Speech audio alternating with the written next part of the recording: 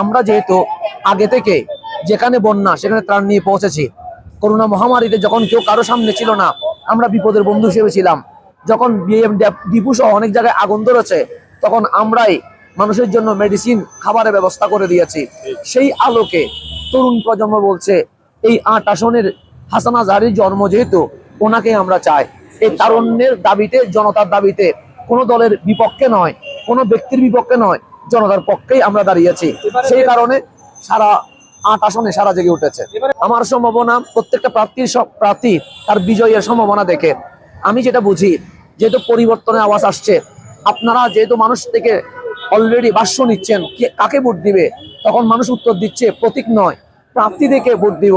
তাহলে আমি বলবো, আমার ৮ আসনের মানুষের বিবেক আছে, বিবেক সর্বোচ্চ আদালত, তার বিবেককে জিজ্ঞেস করুক। কে দুর্নীতি করবে না, কে অপরাধ করবে না, কে মামলা বাণিজ্য করবে না, কে চাঁদাবাজি করবে না, কে রাতের ঘুম হারাম করবে না, তার বিবেক উত্তর দিবে হাসান আজহারী করবে না। হাসান আজহারী যদি না করে, তাহলে প্রার্থী দেখে যদি ভোট দিবে, তাহলে মোমবাতিকেই ভোট দিতে হবে। নতুন রিন গভীর থেকে পরিষ্কার করে কাপড়কে রাখে নতুনের মতো উজ্জ্বল। নতুন রিন অ্যাডভান্স পাউডার।